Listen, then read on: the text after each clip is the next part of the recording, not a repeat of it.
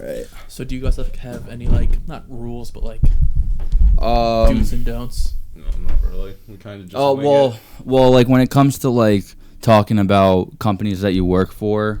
Oh, I guess yeah. Yeah, like we just say like company A, company B. If it's someone that we're not really friendly with, or Oh yeah, we might not actually say like someone's name. Yeah. We'll call him what do we? Ferragamo. Oh yeah, Ferragamo. We called him like STD. Gucci Steve. Oh yeah, Gucci Steve. Yeah. What do you call them? SDE. Yeah, SDE. Oh That yeah, was the big time. funniest thing on Thanksgiving. Yeah. I just kept seeing all that. I'm like, what is going on? And like, I think it was Scott who was maybe it was you who was like, maybe they didn't want to play because you just had neck surgery. That was me because Morgan said, "I dare you." No, because said, "Oh, thanks for the invite," and then Morgan texted me, and then he's like, "Brendan, I dare you to say some shit to." And then I did, and then I think Scott and I each said something. That's when I followed you. I'm like, 'cause I never like saw you on like on my Instagram like to follow people. Yeah. And then when you guys commented that, I'm like, yo, this guy came out of nowhere with an RKO on him. It was so funny. Am I good? Can you turn it over? Am I recording? Yeah, you're recording. Or can you like move it just a little bit? There we go. That's good. All right. I don't have my glasses on this time.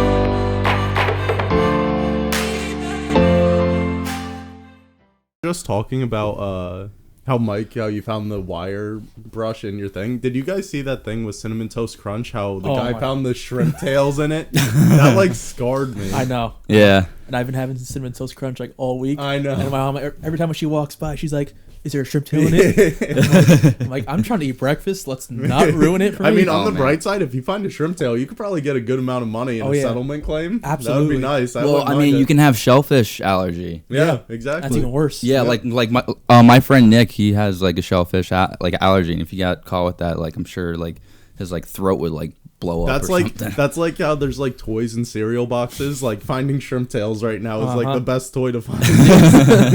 Yeah, because you're gonna make a lot of. When money. did they stop doing that? They stopped doing that for a while. Not the other day. So I opened that box of Cinnamon Toast Crunch, and I kid you not, I found a deck of Pokemon cards in there. I'm like, what? Wait, I still do it.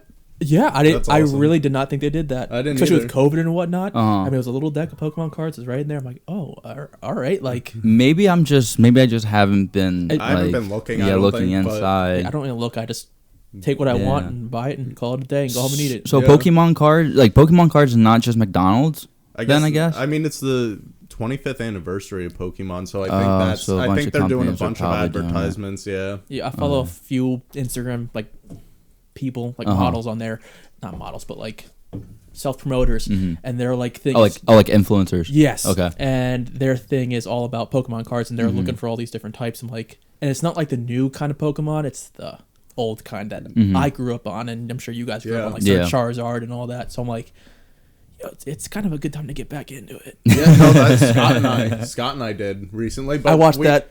Yeah, we aren't collecting for ourselves, really. I mean, I've been putting a few away, like Pikachus and stuff, just because I feel like when I'm older, like, I feel like it's going to be worth even more, so I'm like, I'll hold on to a few. But we've been buying, like, binders of them that people are selling, and then, like, reselling them for way more. I have a binder from... I have family they're at least 5 years older than me, so when, they grew out of Pokemon, when they gave me their binder... I'm like, I'll take that any day. So it's just sitting in my attic, and I'm waiting for like until I'm 35. I'm going to cash that out on Facebook Marketplace, right? That's what you guys are doing? Yeah, that's where we've been Great place to buy things. Oh, yeah. You can get such good deals on there, too. For real, yeah. Yeah, no, Morgan's like the king right now. Like, I mean, like, he's always talking about being on Facebook Marketplace, and then Scott is just the one that's being an idiot. But Scott doesn't really do much. He's more so just the investor. So if we find like one for like $100, I'll be like, Scott, give me $50, and whatever I sell it for, like we'll split it 60-40, and I'll give him. And he does nothing. He just throws me money. That's funny. That's really funny. I was more into Yu-Gi-Oh. I don't know. I didn't really like the Pokemon. I mean, like, it's not like I didn't like it. It's just I never really got into it. I just thought that the cards in Yu-Gi-Oh were like a lot cooler, like the Blue Eyes White Dragon and shit like that. And like the names too, you know. Yeah, I feel like as a child, we all had either a Pokemon fan, a Dragon Ball Z fan, or a Yu-Gi-Oh fan. Yeah. With maybe remember that old show, Digimon? Oh yeah, or Beyblades. I think yeah. Some people like that, but it was mainly those three big things, and that was it. And you're either in one of those categories. Yeah, and then there was also those that's the Beyblade. Beyblades. Yeah, those were cool. When you had like a little like arena, and you're just like hitting each other. That was cool. It was cool. Mine was always like everyone else's just seemed like that, like it had like all these like extensions to it. Mine was just like a little like red one, and like had like no like traction on it. It would just die. I never really could get it. It's an art to master it. Yeah.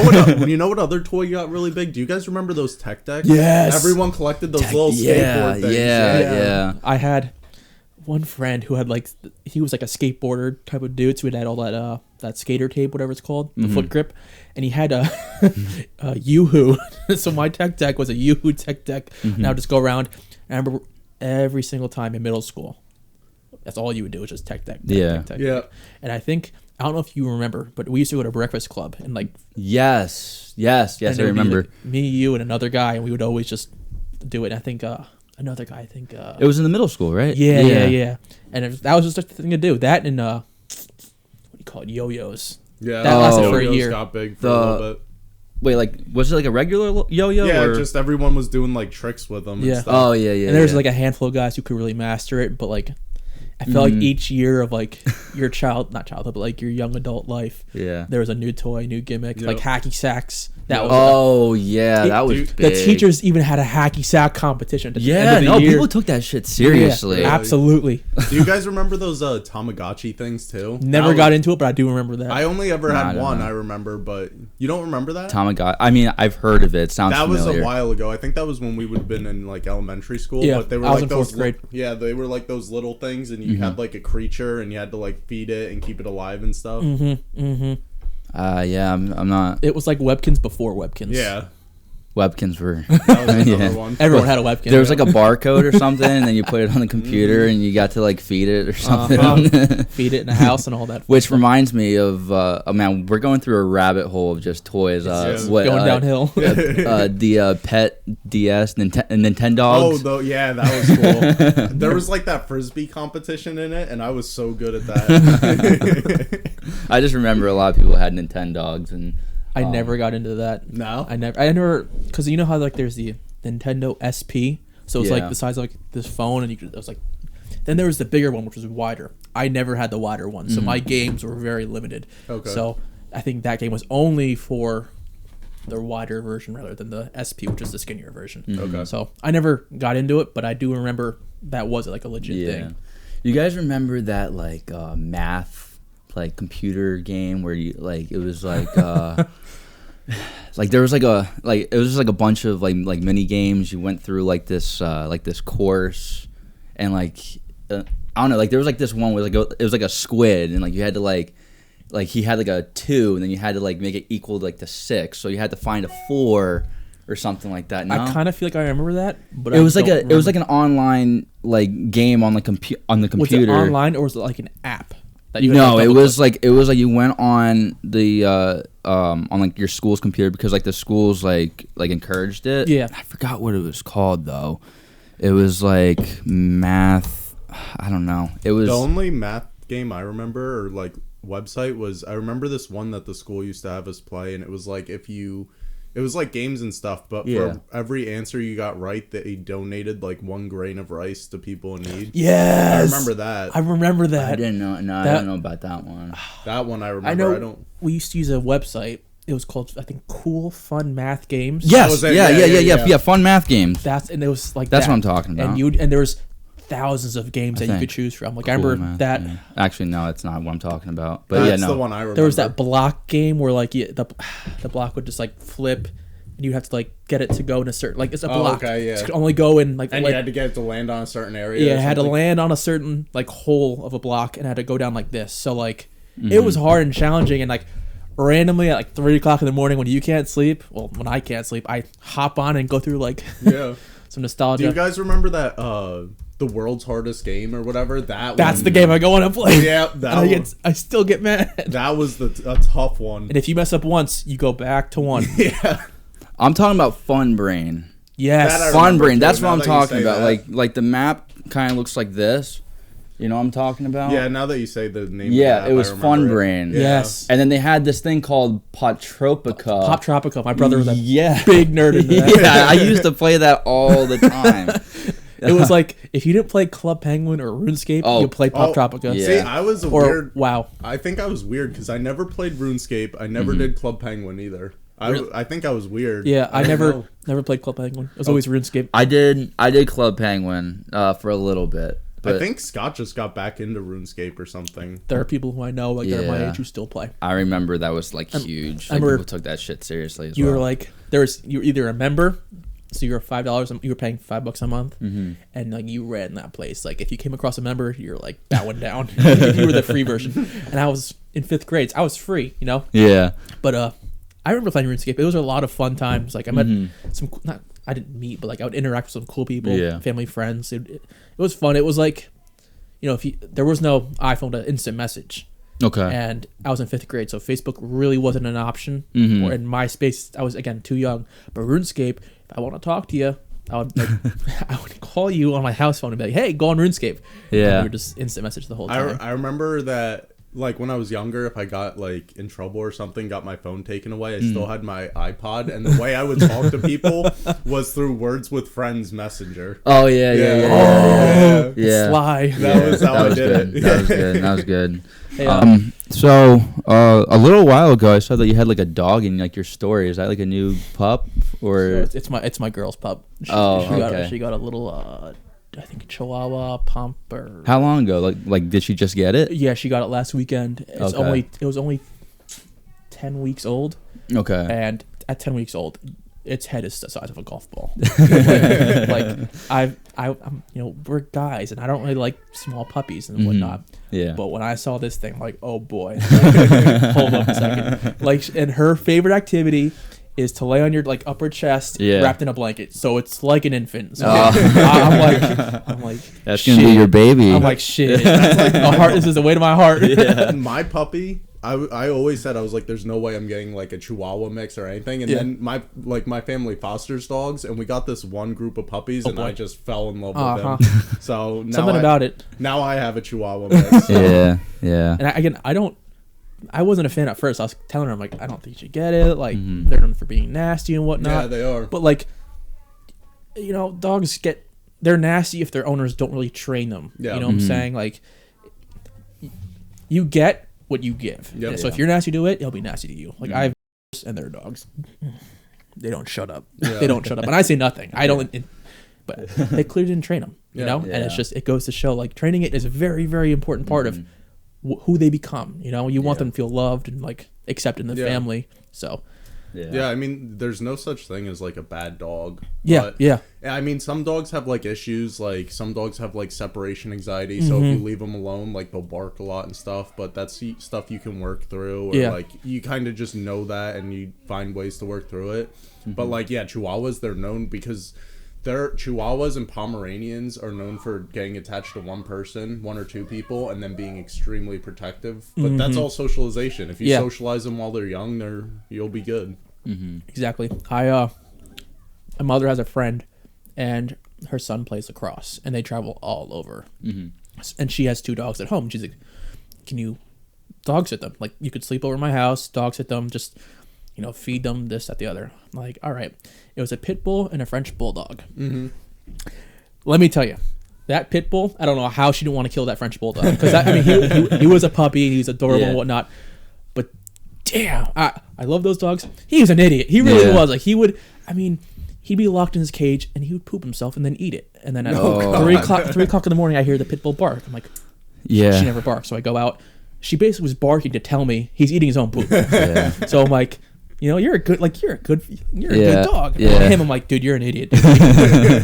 Yeah, my dog is like eating the cat poop at my parents' house. Yeah, I mean, like my parents joke around that, hey, the girls don't have to clean up the cat poop. It's going to the dog. The dog's eating it. I know that. Like mom dogs, when they have puppies, when the puppies poop, the mom dog will eat the puppy poop to like clean it up. Oh. That's like really normal apparently. Oh. But I think that's so weird. I don't understand it. Yeah. There's one thing eating your own. Yeah. There's another thing of eating someone else's. Eating your kids. It's like the human centipede. Yeah. That was gross. I mean, I didn't watch. I just skimmed through it just because I thought. I was also young. I just thought that like it was gonna be horror. It's gonna traumatize me as a little kid. So I just like skimmed through it just because of like the reputation about it. I never watched. I still have not watched it to this day. I would watch it. I wouldn't. I watched 2 videos. 2 videos. Like clips of the movie. It was no. I watched 2 videos of like other things like that. Okay.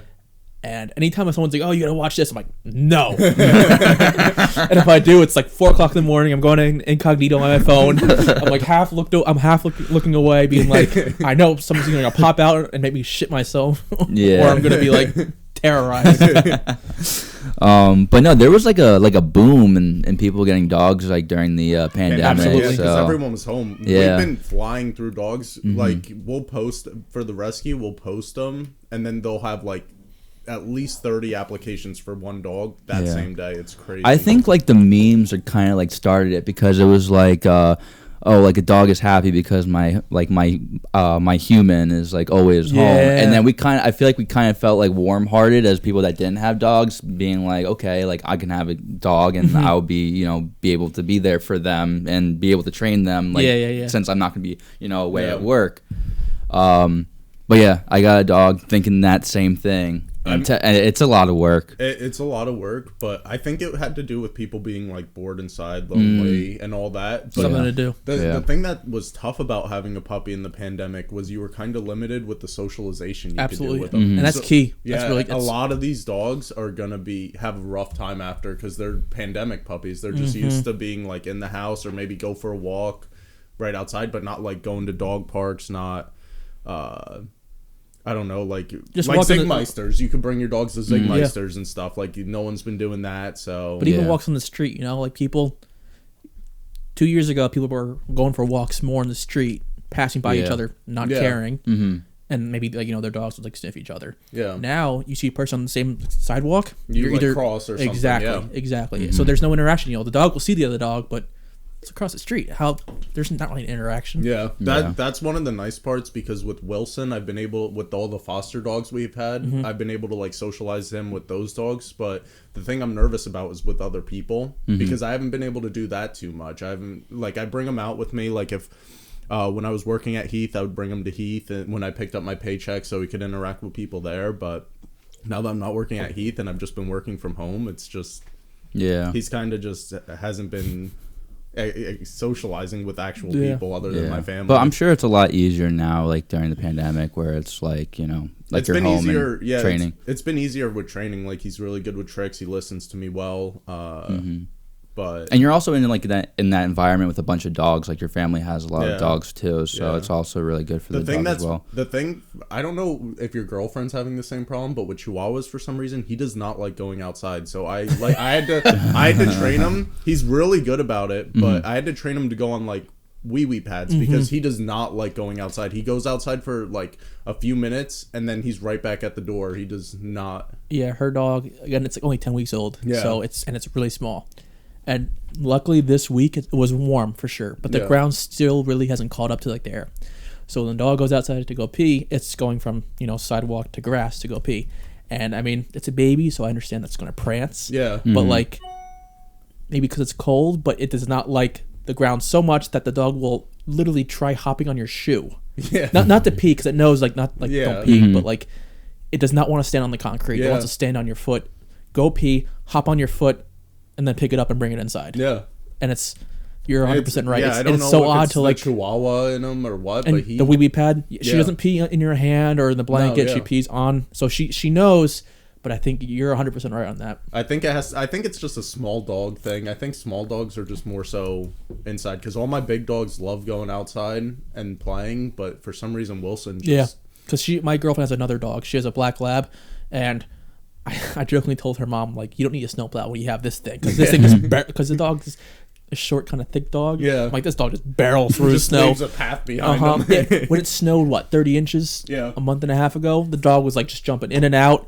Realized it's too deep for me, but she still want to keep going. Yeah. The Chihuahua, please. Yeah, that thing I would couldn't- see snow and like just poop itself on the spot. Yeah, this whole winter I haven't been able to get. I bring him out for a little bit. We cleared off our like we did like a path, and Mm-hmm. I'd bring him out there, and he'd literally go out, do like a lap around the like path we made, and then he'd just right up on the stairs, and I don't know.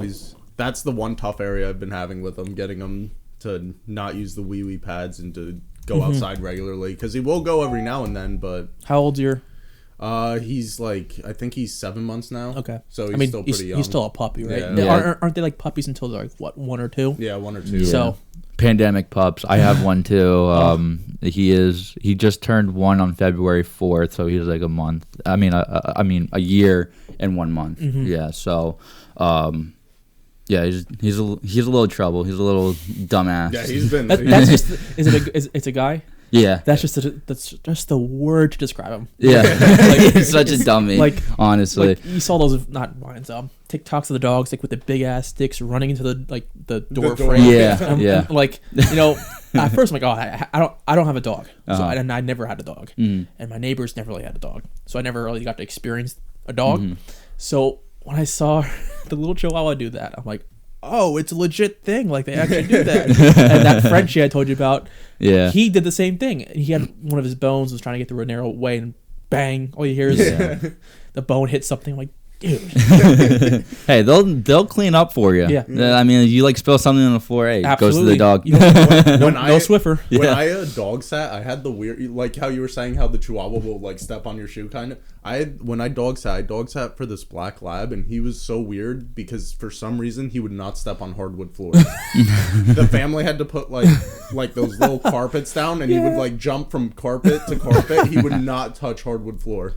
I think dogs, like, you know how each dog, not stereotype, but like there's a stereotype with black labs and like golden retrievers, like those sorts of dogs, that they're very goofy. Yeah. And like all these videos of what I watch and like with my girlfriend's dog, they are goofy and playful, and like there's not hate in their heart. They're just, they do things their own way, and it's always some weird way. Like my girlfriend's dog will eat anything from money to razors to socks. That's her favorite thing. Razors? It ate a razor? Ate a Oh, razor. God. No, And man. she ate. There's a story that one time they left the house and they let the dog like mosey around, and they come home and they couldn't find the dog, so they go to the basement and there's a giant hole in the couch. Oh, So they're he like, was inside. inside the Oh, hole. So she ate her way through. Like Yeah. she gets a new toy every month because she ripped apart her toy and then eats it, like the squeaker. Yeah. Oh, yeah, that's something squeakers, Wilson. We have to hold her down and like basically pry open her mouth, and she knows she's smart enough not to bite. Yeah. But she start growling, like, and I grab her by her mama's skin, like, don't you dare, don't you dare. Yeah. Like Wilson, for some reason, I've been even going and getting like, they have like these toys at Marshalls and stuff, and it's like made out of like the same material firefighters use and stuff. So it's like supposed to be like indestructible, because all the other toys, well, not indestructible, but like dogs should not be able to chew through it. And I because he was like doing that same thing, he was chewing through the toys just to get to the squeaker, and then so I bought him a bunch of those. He still gets through it. it amazes me. And like what you're saying, her lab gets groomed and the groomer comes to the house. Yeah. The groomer gives her a toy. So like obviously the groomer like will give her like a good quality toy. Within a week, she's getting into it. You hear it start squeaking, because it's not like she's biting the squeaker, like she's making her way. I'm like, Yeah. maybe these dog companies who make these toys need to Find a way. either no Yeah. squeaker or like a I don't know, because it's just like something about the squeaker. I don't know what it is, and like that is true. I'll take the squeaker out of the toy and start squeaking it, and she just gets all twitchy because she hears it, and she like, they're funny. Those dogs are funny. Yeah, dogs can definitely be entertaining. Yeah. So I mean, we already talked about your physical therapy and you want to talk about that? How did that happen? Like, so I played baseball for 10 years. Yeah. I think we were on a team together. Yeah. The Indians. Oh, really? When we won the championship. And I had the broken wrist. I broke it right after I hit my first home run. And you would wear that leprechaun hat? Yeah, for good luck in the playoffs, yeah. Because I couldn't do anything. We were like, there wasn't seeding, but there's like the Yankees were better than us. And like they had all like the top dads that coached. And one of them is a professional baseball player. Anthony Veneziano. Yeah, I played basketball with him. I played baseball with him before we came to the Indians. And I'm like, this kid's was 3-4 years younger, and he's throwing harder than people my age. Yeah, he was good. Yeah, and he's a lefty, and he was tall and lanky. I'm like, this is just a recipe for like a baseball scout's dream. Yeah, and he's there now. Yeah, but we played then, and I was always a catcher, and I caught for 10, 12, something like that amount of years, and I did not use those knee savers that would save your knees. I just didn't believe in them. Yeah, I do now. Because I couldn't do it because I was playing flag football in my leagues, and I was backpedaling. So my right leg was bent, and my left leg was straight. The left leg's when I got hurt. I felt a tweak. I sat out for about a month, kind of, tender, it hurt, but I never made much of it. I still continued with school and working at my other job, which wasn't as physically demanding as my new job. I work for a new job now, which is very physically demanding, jumping in and out of vehicles. And, at first, it would only hurt once every 3-4 months. Then it got to the point where it hurt every month, every 3 weeks. Yeah. And then it got even worse, where it started hurting. Not hurting. I was struggling getting out of bed. That was a major struggle. My neighbor across the street is an old man who has hip and back problems, and he's struggling snowblowing. No. And I was looking just like him hobbling around. Like, it was two people looking like they're on pogo sticks because it was bad. I'm like, all right, I'm 25 and he's 80. Excuse me. And like, something needs to be done. Like, I think I have a career where I'm at now, but I can't keep doing that for a long time. The next day, it was actually Super Bowl Sunday, is when I was shoveling and I noticed it. That Monday, I couldn't get out of bed. So I called my boss. I'm like, I can't come in. Call the orthopedist and made an appointment for the next day. Went in. It took him about 10 minutes of just talking to me and then doing like this little test. He's like, I think you tore your meniscus. Like, you could tell just by just physically, because all he did is basic movements, and then he put my right knee to my chest and he did my left knee. He's like, you don't see this? I'm like, see what? He's like, your left knee barely can it's such a bad difference of between your knees. He's like, yeah, we're gonna do some X-rays and MRIs. X-rays came back negative. But I got the MRI, got a call. Yes, it's a torn meniscus. He's like, but bad news is there's a cyst. I'm like, a cyst? He's like, yeah, the cyst means it's been there for years. So that goes back to the flag football, because that happened in 2018. Okay. So I held off 2 years of going to the doctor basically for this. Yeah.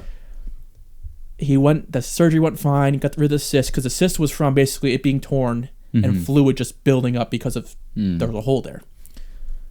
When they did the surgery, they removed the cyst, fixed the meniscus, but then he came out telling me it was a lot worse than we thought. It was a lot more torn than we thought. I'm like, really? I'm like, and we don't know what it's from. He's like, there's no way to tell. He's like, you could have done it by sleeping. You could have twitched wrong. And my biggest takeaway, if you ever have any knee problems where it hurts for more than a week, go check it out. Yeah. Absolutely. Because were you at that game where I tore my ACL? That backyard game we were at? It was you weren't there, I don't think. It was Arthur, Scott, and I were there. Playing football? Yeah. Yes. Yeah, yes. You were. And it was Arthur dove into my knee. Yeah. Yes. Yeah. I remember that, and you're like, I remember you were in pain. We were all worried. I'm like, oh no, this is the first actual major injury. We got bumps and bruises and a busted lip. Yeah, but Arthur dove right into my knee, and everyone's like, oh, it's just a stinger, don't worry. And I literally could not put any pressure on my leg, and Scott had to carry me to the car. Yeah. You probably felt like a bitch when everyone was like, oh, it's just a stinger. Yeah, I was like, I have such a high pain tolerance. There's no way this is just a stinger. And I was like, so that night I went to the hospital, and they were like, yeah, we think you tore your lateral collateral. That's that ligament that RG3 tore. Okay. Yeah, but then I went and got an MRI, and they were like, it's your MCL and ACL, But the thing was, I didn't have to get surgery on it because I wasn't doing sports. So I forget what his name is, but it's that doctor right near where Blockbuster used to be. He does a lot of sports stuff for Hackettstown. But he was like, if you're done playing sports now, like some people have secondary stabilizers in their knee. So if, like, I get it's painful now, but if you can like do physical therapy and get to the point where you're good, don't get the surgery because the surgery is just going to lead to arthritis at a really young age and all that. So, I mean, now I'm all good. The only thing is I had to stop driving stick. Yeah. Because it was my left leg. So whenever I pushed down on the clutch, that killed my knee. Because everyone who always hears that story, it's a torn meniscus, they're like, you got surgery for that? I'm like, look, man, I went to, my doctor is a doctor for the Jets and the U.S. Open. Like, he's major around here, and he's very, very, very smart, and I trust him. And he's, he's young. Before I even chose him, I looked at Google reviews.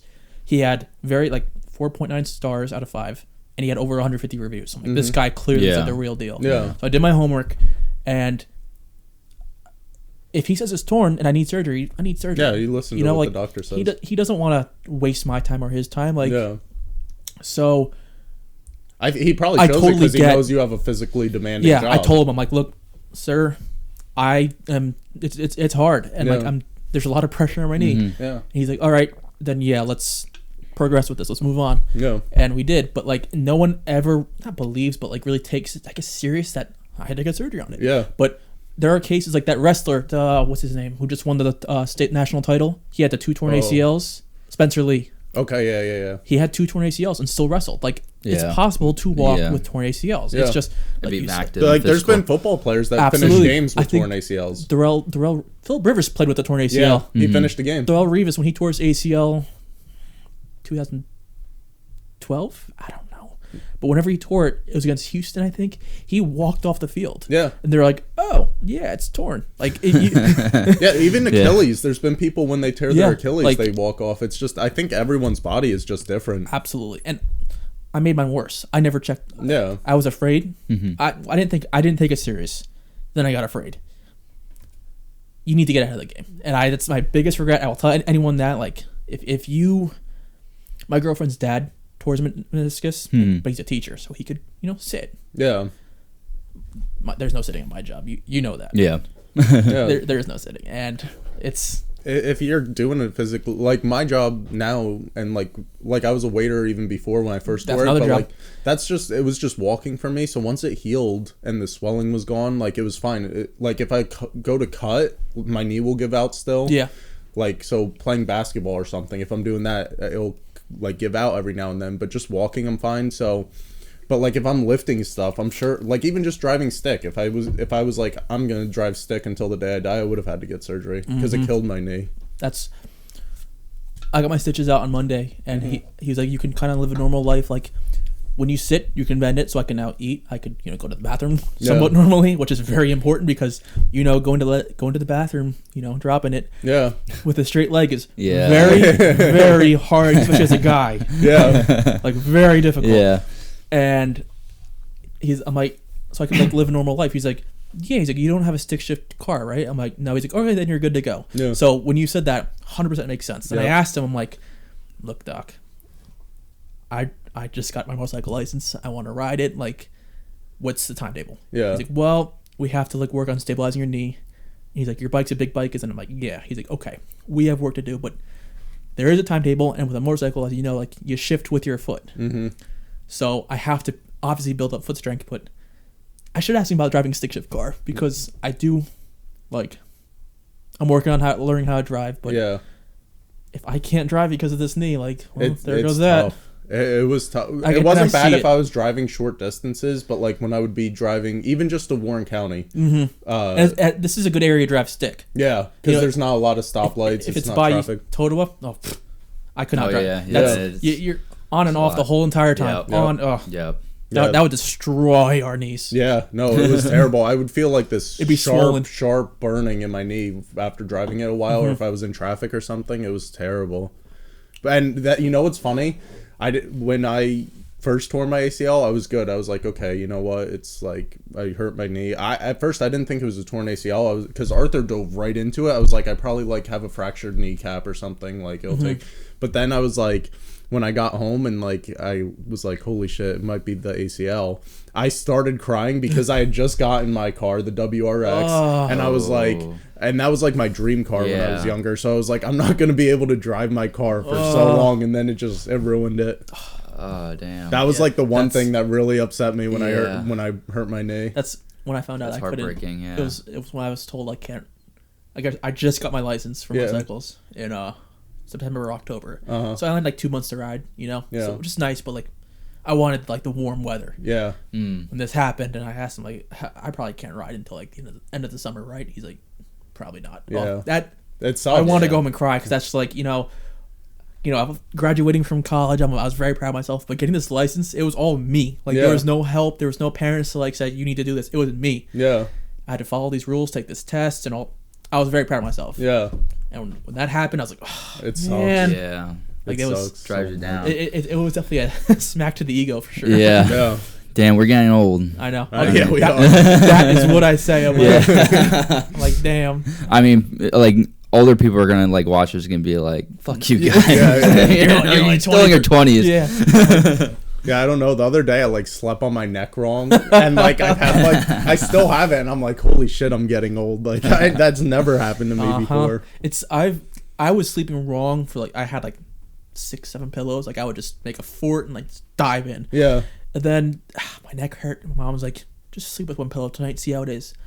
That was a really good sleep. Like that one pillow, taking all those pillows away, really like fixed my sleep. And like my neck didn't hurt, my back didn't hurt, nothing hurt. It was really, really good. So like, yeah, usually I sleep with one pillow under my head, and then like I use one to like wrap my arm around or something. Yeah.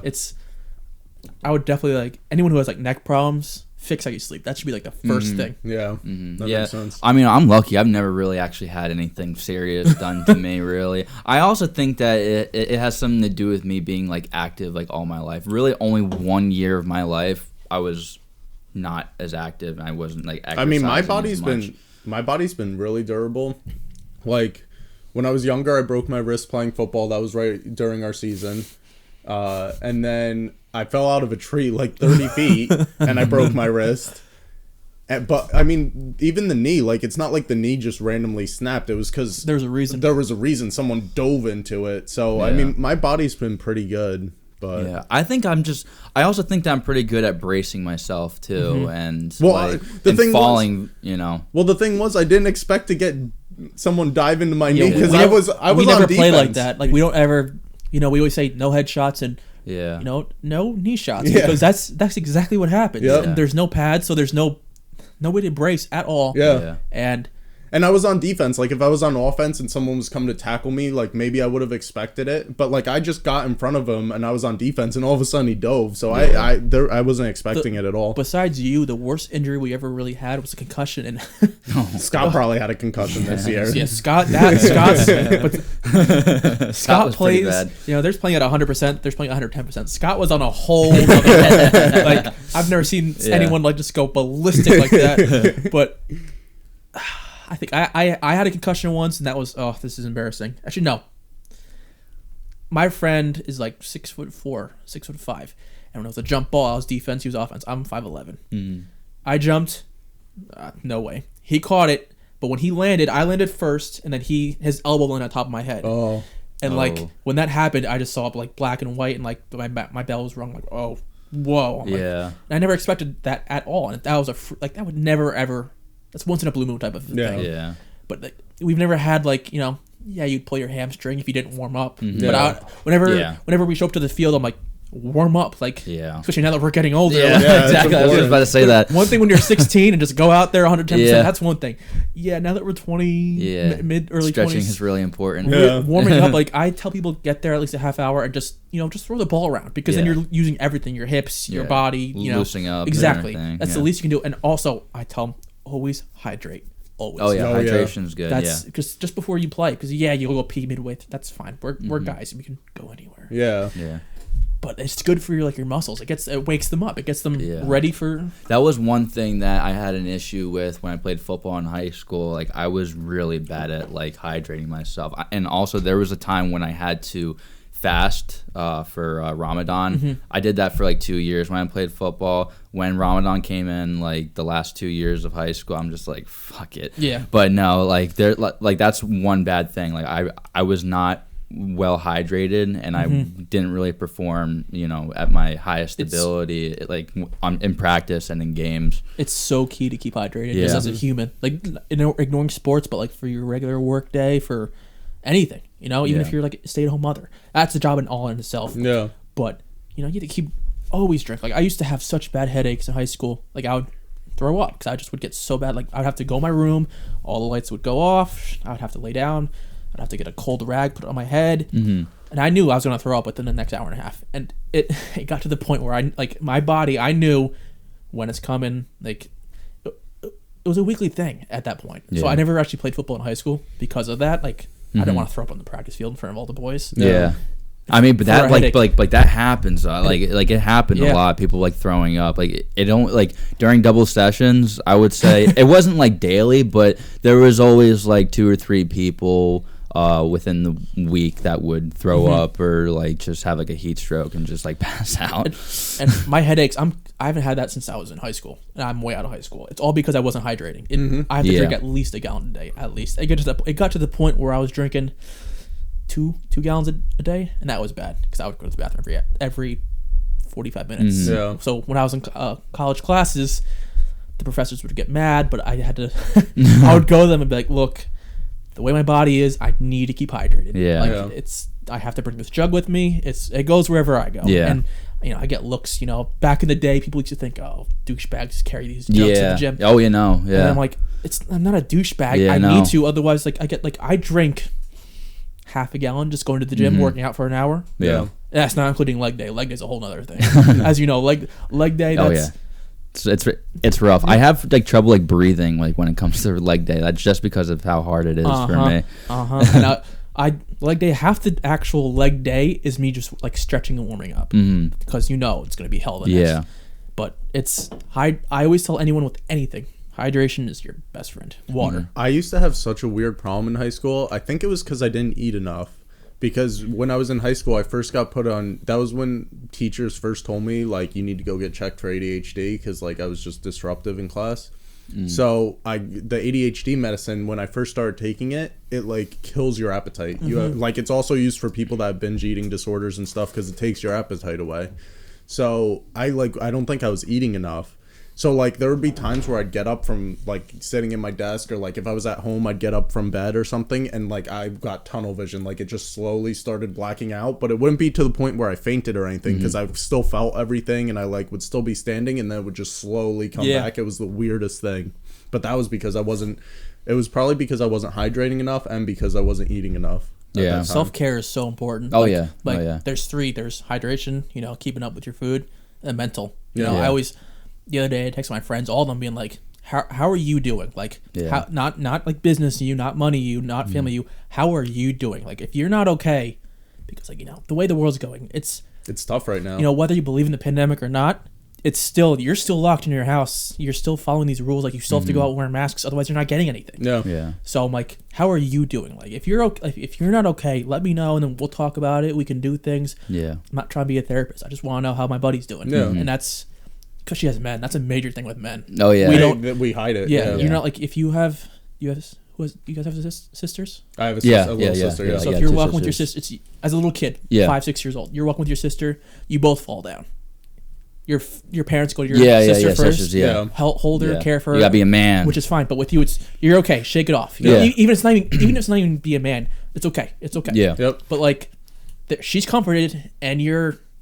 Yeah, we were just taught to like kind of suck it up and like take care of others before ourselves. And there's nothing wrong with that. Yeah. But you cannot take care of others before you take care of yourself. No, and that's the major issue. That's what does Marshawn Lynch say? Take care of your chicken. Take care of your mental. I always tell people like Yeah. before I like would get into other relationships, I'd be like, look, and listen, I can't take care.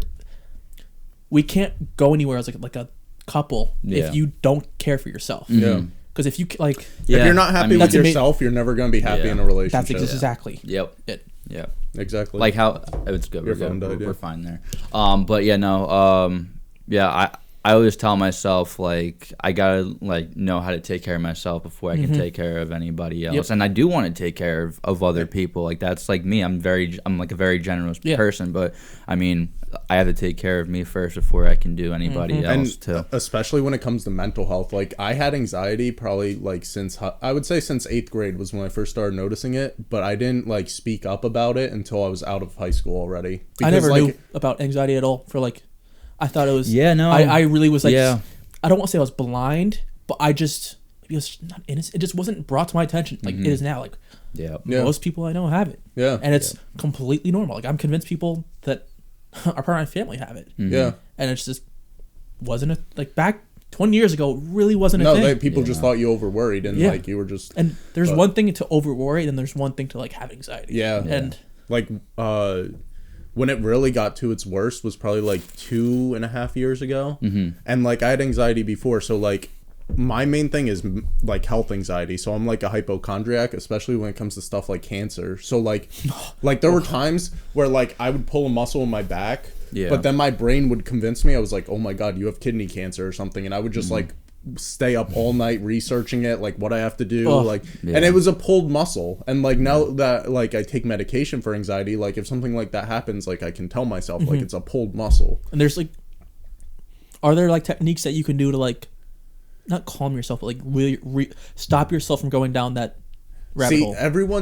So the main tip I got was to not go online when you have something. But that's what I always say to people. Never look up your symptoms online because then you're all going to die. Cancer. It's always cancer and you're going to die in 5 years. But the thing is, though, if I didn't search it online, then I would be like, what if it is something? And like if I had done the research, I would have been able to save myself. But now that I'm not doing the research, it's just growing, or whatever it is, it's just going to get worse and worse. So like it was kind of like a catch-22. Like if I did the research, it comforted me in a way to know what it like could be, but at the same time it was very over dramatic what it compared to what it was. But then if I didn't do the research, I might not think like, oh, it's definitely cancer, but like I'd be wondering it could be, and maybe I'm not doing enough to take care of it. So it was like that. But like just growing up, we're told to like, I feel like we're taught to just like keep going and deal with it, and like I mean you guys brought up like anxiety is like more like people have been talking about it more so than like 10 years ago, 15 years ago. I mean I feel like it has something to do with a lot of like awareness months and things like that.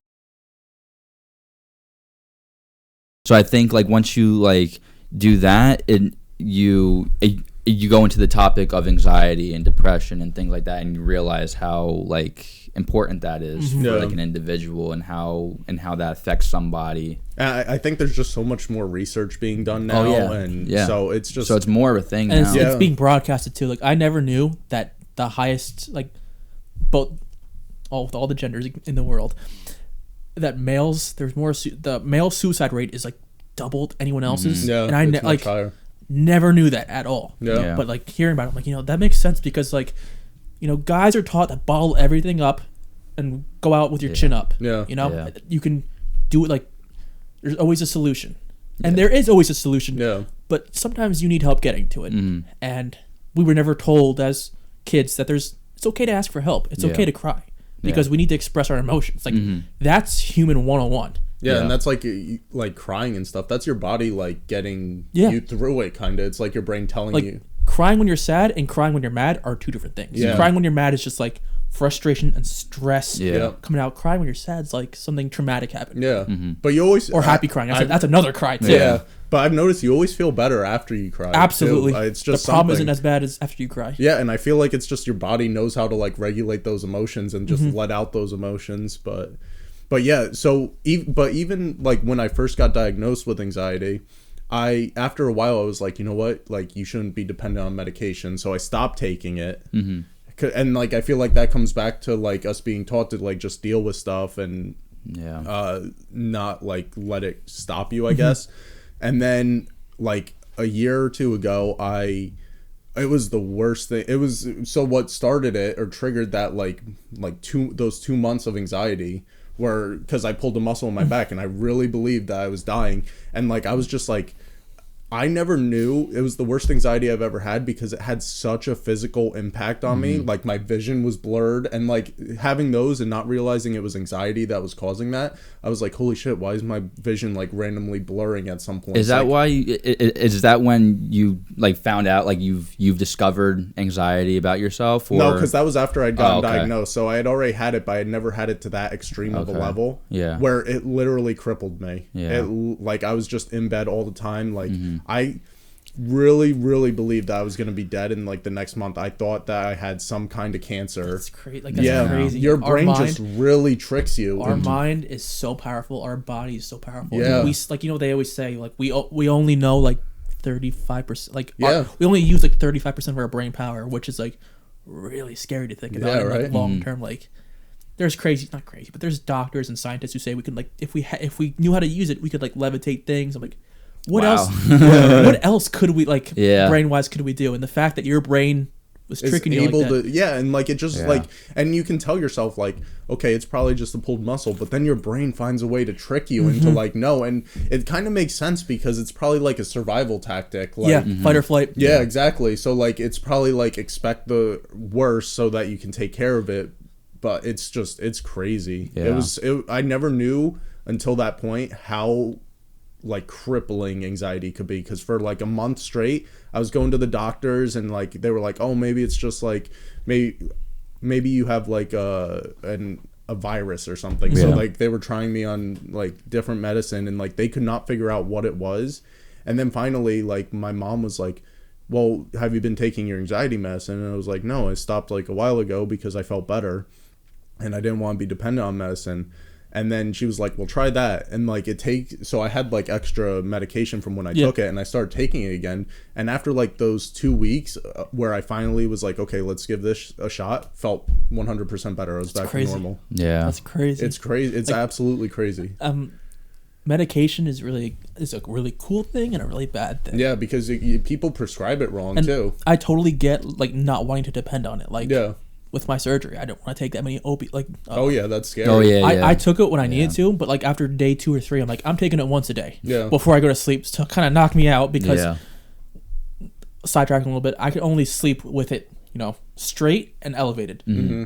It's very difficult to do that. Yeah. Like one leg up, like that's it's tough. So I would take it away. Like I would go to I would go to sleep, but I haven't taken it in over a week. Yeah. And I had enough to last me longer. And I'm like, nah, I'll stick with Advil. So much too. Yeah. I mean, they're doing the right thing. Like there's some people like because it's super painful. Yeah. You don't know everyone's pain scale. Yeah. You know, like soreness.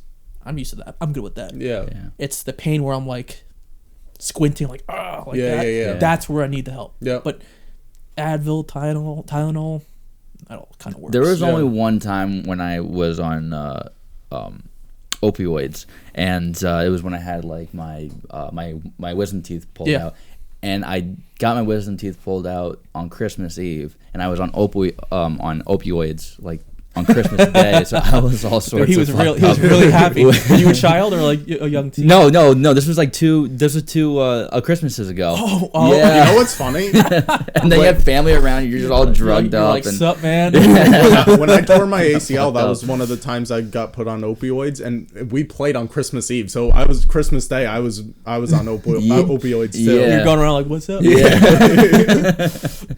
Yeah, I was all sorts of fucked up. It was bad. I mean, if you take it within the right reasons, like knowing your body, knowing yourself, you're good. Yeah. It's people who abuse it. Yeah, like, literally abuse the power of it. Yeah.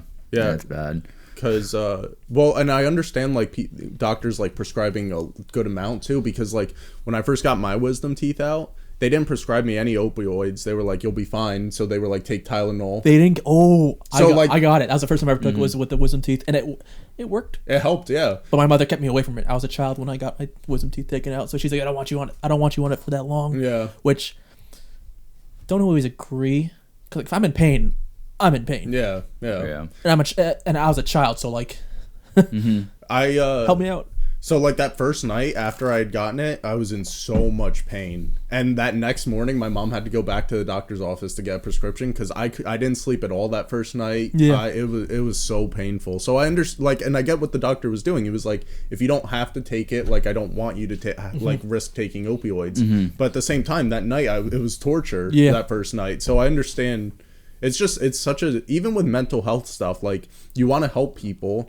But, like, I feel like, for example, ADHD, that's probably way overprescribed, like, compared to, kids are probably just bored in class. Yeah. I mean, you're kids, so, like, you're twitchy as is. And especially with males, like research has been done that, like, females learn better in, like, a class atmosphere where you're sitting and hearing lectures and stuff, but males learn better through actually, like, performing the tasks and stuff. So we're just like high school and stuff, like, that's just not our learning style. Absolutely. So I think that plays a big role in it because it's just like, I was like that. It's not school wasn't for me. Yeah. And then I got to college. I'm like, all right, let's go. Game time. Yeah, you have more motivation then because when you're paying for it too, it has to a lot more to do with your future. I can't screw up because this is on my parents' dime. Yep. Yeah. So let's go. And I need to read it. You need to tell me, and then I need to do it. And then you, like, if I'm doing it wrong, you need to tell me. You know what I'm saying? Yeah. So, see what I literally use all 3 stages. For what I did was when the teacher was going over the, like, say for math or something, when they were going over a problem, I wrote out the problem and then I did step 1, do this, step 2, do this, and then I would have to, like, look back at those steps. But, like, that, like, having a task of what I'm doing while they're talking helped out a lot with me. Sure. We all learn in different ways, and I think people understanding that the world will be better, because, like, I remember in high school we had a certain teacher, and if you didn't do it her way, you failed. You could get the same exact answer, and I had a college professor as a tutor, and this is in high school. I would do it the professor's way. The teacher would be like, I don't want you doing it that way. I'm like, I'm not getting your way. And she's like, see, that's, you aren't going to pass. I'm like, that you're wrong. I think some teachers are just, like, have, like, a superiority complex kind of, because like, they want to stroke their ego. Exactly. And I think some of them are like, like, they care more about you actually learning, and then some care more about the control that they have over students. Absolutely. Which is, I think that's a huge problem, because I don't think you're going to you're going to discourage people. Absolutely. And they're not going to want to learn. I struggled with my senior year. I had a math teacher that I struggled with. Yeah. Didn't pass the class. I didn't need to graduate, but I did not pass the class. And in college, I went to the college professor, and I'm like, look, I'm not good with math. I passed her classes. And, like, I would pass A's and B's. Like, that wasn't me in high school. And I saw her a couple years later. I'm like, ma'am, you saved my, like, academic career. Like, you gave me so much confidence because you showed me there's other ways to do things and whatnot. I'm like, thank you. Like, I think. And, like, that's a good teacher. I got it. She brought the best out of you. Exactly.